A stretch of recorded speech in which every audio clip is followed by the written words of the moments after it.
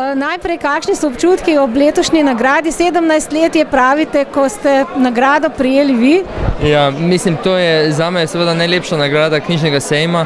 Ne zato, ker sem jo prejel jaz ali pa ker jo je tokrat prejela avtorica založbe, katero vodim, ampak zato, ker ta nagrada na nek način konstituira novo ime, pomeni nek način nek katapult za obogatitev slovenskega literarnega prostora z nekim novim prepoznavnim glasom.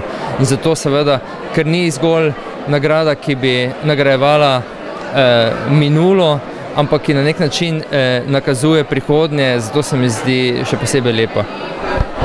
Katja Perat je mlada pesnica, pri njej ste na spletni strani zapisali: ni prišel človek z bombami. Je Anton Podbevšek tukaj referenčni okvir ali kaj drugega?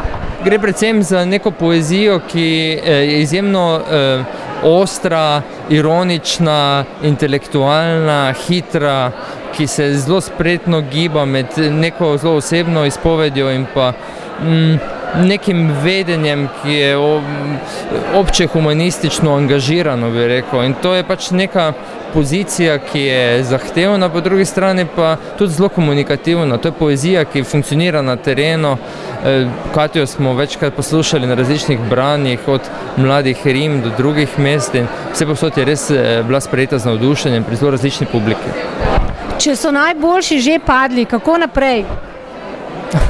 Ja, tako da ostanemo z njimi in poskušamo brati in se navduševati za odlične knjige. Teh je letos kar nekaj, moram reči, ne zgolj pri naši založbi, tudi drugod, in splača se iti njim naproti.